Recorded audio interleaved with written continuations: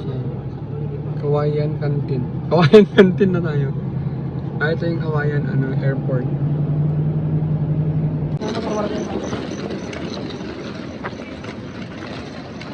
Alright. Heading to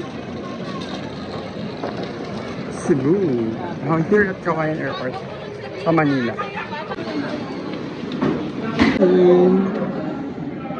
Tatanggal ng sapatos. Manual po. Manual ang checking. Okay. Boarding na po. Waiting. May free water and charging station.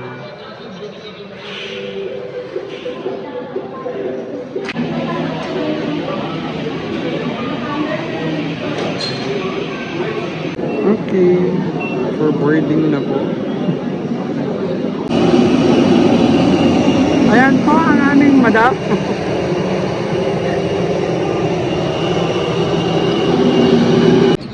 Bound for Manila. Our flight time is approximately 50 minutes and will be...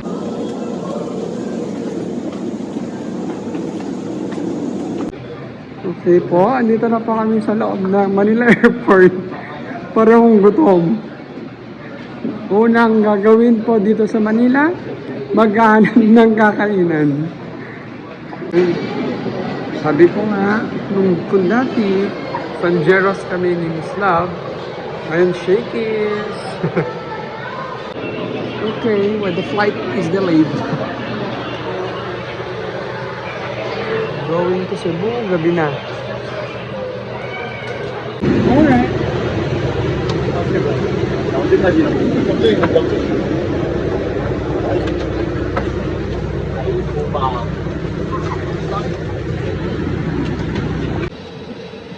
Transfer to the plane.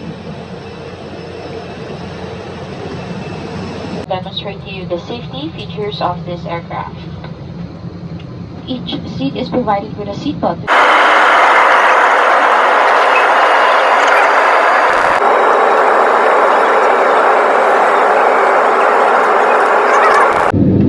Ganyan po nakikita ang Manila. Picture ng Manila.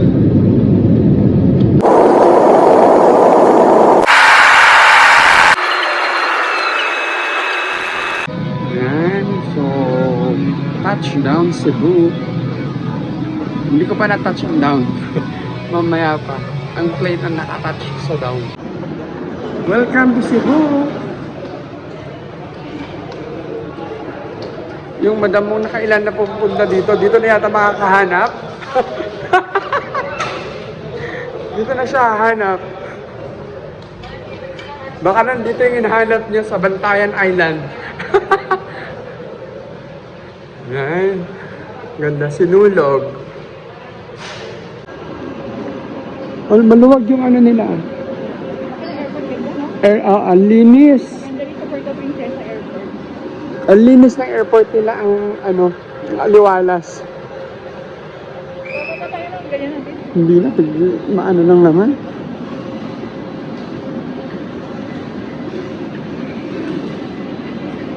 Sana yung lechon? Ihanda naman lechon?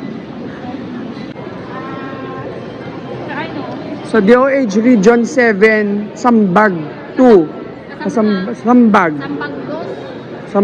Sambag 2. Magkano po? Cebu City po yan, sir. Opo, Cebu City. Next week po sa amin, sir, 675 pesos. Sir, and po yung official receipt.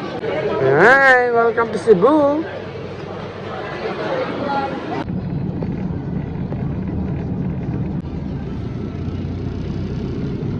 2,000 years later. Napunta na po sa venue. San Remeo Beach Club.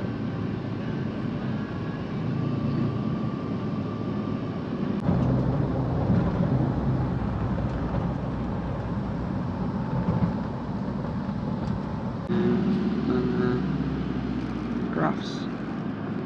Yun ang ganda, oh.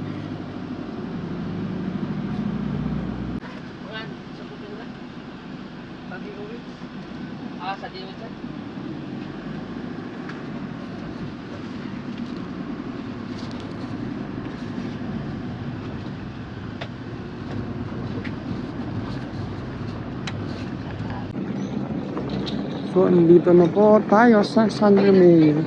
Hello po, good afternoon. Thank you.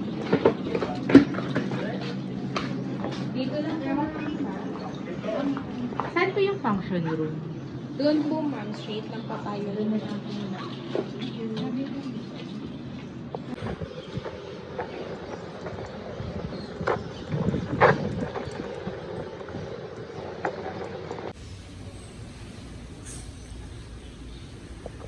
Okay. Our room for a week. People here at San Remigio Beach Club. And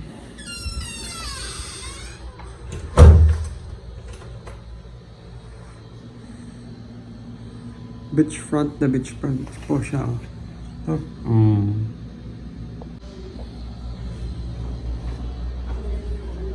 Toilet po nila.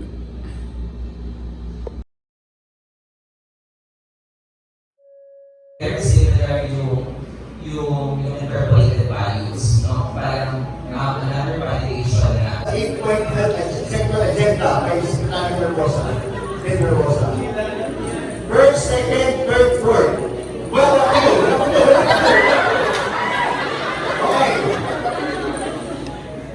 Go!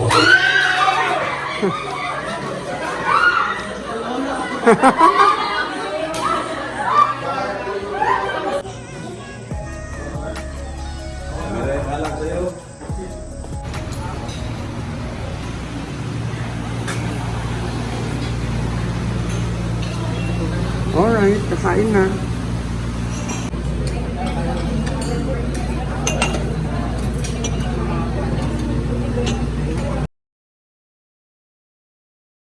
Laki. Sorry, I didn't mean to step on you.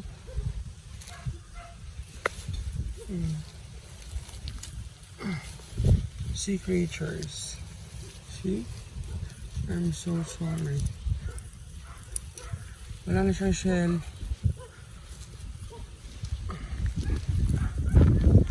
Look at this.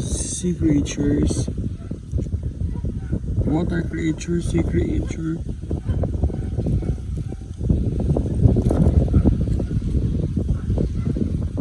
You're moving actually.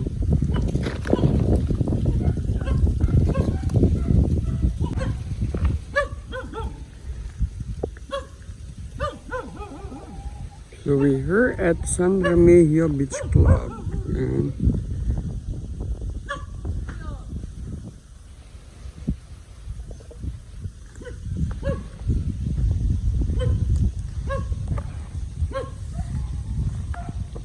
And the serenity, the breeze, diba? Ang sarap sa pakiramdam. Once in a while po, go out, go to the beach, enjoy, feel, diba? Ang sarap sa pakiramdam na serenity, peaceful, diba? Yan yung mga hampas ng tubig, pagkaspas ng dahon, mga ganun lang yung naririnig natin. And look how simple life is here. And kasi kuya, tapos goods na yun, diba? Diba in life you should be you will be peaceful, diba?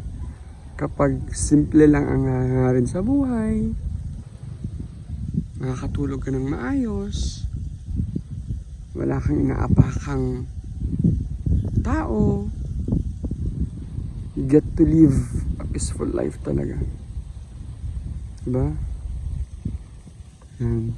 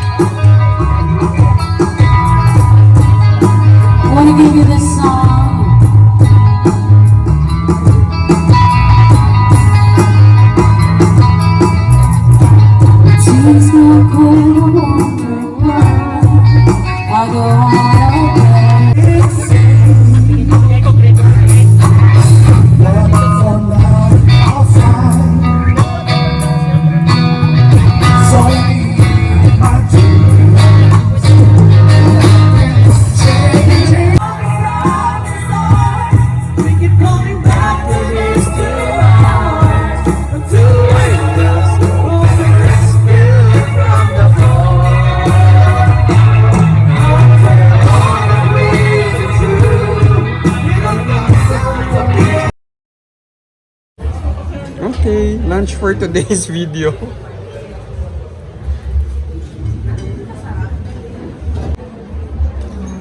Fish tinola. Ah, may ganun pala.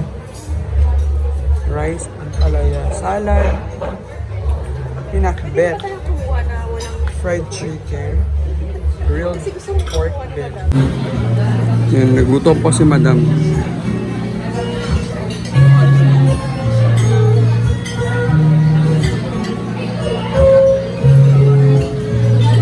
May pa-live. Live.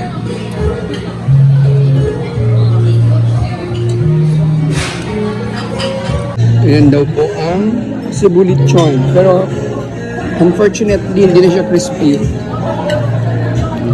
So hindi namin siya ma-appreciate masyado. Baka mamaya.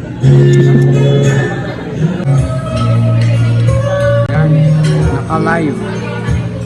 May live.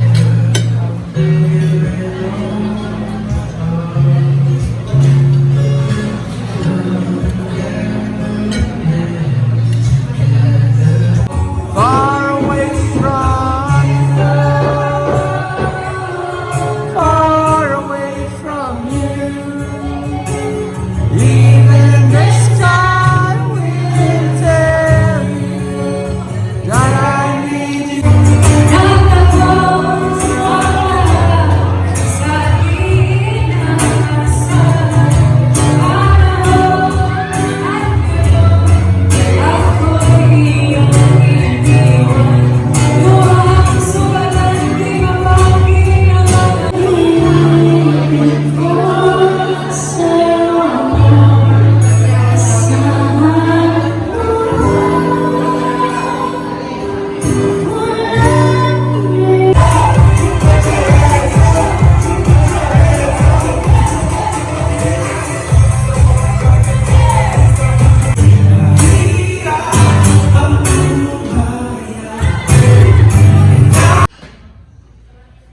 Yan, ganda ng ceiling.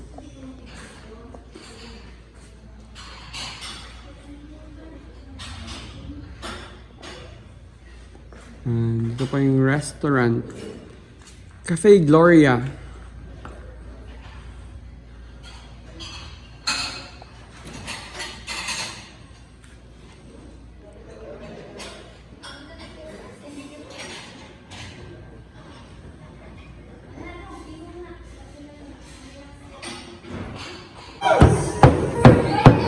Ayan, may paletsyon.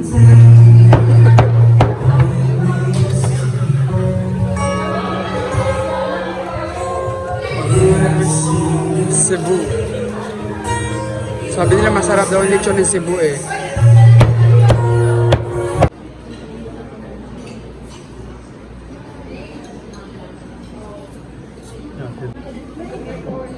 Chicken sotanghos. Tinola for today's video.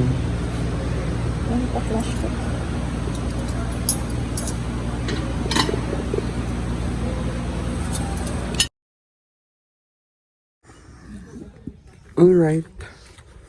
Ito po yung sa ano nila. Papunta sa main reception. Yan. Good morning. Good morning from San Remigio Beach Club. Ayan, sa Cebu City. It is our last day today. Dito sa site, sa avenue. We'll be leaving San Remigio ngayong umaga. And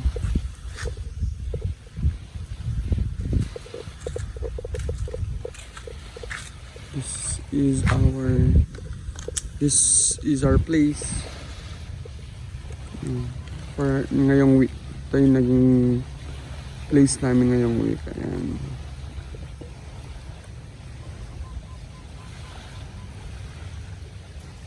Diba? Napaka-peaceful. Ang sarap sa tenga. Sarap sa mata ng view. However, syempre may mga dumi. Yan o. Ang daming dumi. Mga kalat. Which is sana malinis. Dapat maging responsible yung mga tao. on their waste disposal para naman maalagaan yung mga natural resources natin, di ba? Pinagkaloob ni Lord. So, ang dapat lang sa atin is alagaan, nurture, para mapakinabangan pa at ma-appreciate din ng mga susunod na generation. So, may mga kalat, mga plastic, bote, which is hindi na ilang taon yan bago ma-decay, di ba? So talagang masisira at masisira, mapopollute as years go by. Mapopollute natin yung body of water, yung surroundings, kapag accumulate siya, kapag nagtagal pa, di ba? Yung ang ganda-ganda ng tanawin, yung mga plastic, mga kalat. Ang ganda-ganda, ang sarap-sarap sa mata, pero yun nga, dahil sa kagagawan din ng mga tao, nasisira ang natural resources na pinagkaloob ng Panginoon.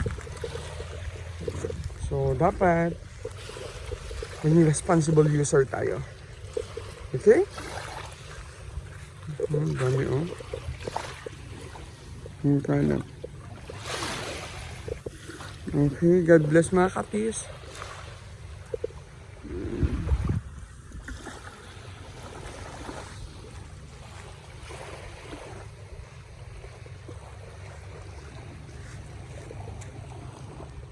Yun, ang laking hermit crab. Nakakatakot kasi umiipit. What do you call that? Nang-iipit sila. Ayan, oh. We have another one here. Diba?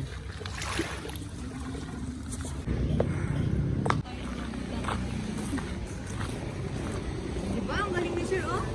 Wow! Dito po ikakasal yung aming friend. Nagsa-site visit na po kami sa... Oh, isa-isa. Isa-isa dito. Isa-isa daw. Ayan. Ito po si Ma'am Love. Mukhang dito yung pabalak magpakasal. Sa gazibong ito. Dito lang po. Kung sino kakasya dyan, yun lang po ang guest. Tayo ka dyan, ma'am. 1, 2. Ayan. Okay. So, andito po tayo sa pool area. Wow. Yes. May ano ako, ma'am, may Facebook ako. Facebook at YouTube account. Ito po si Doc. Ayan po. Mga teenager looking pa lang. Ayan. Maganda naman siya visually.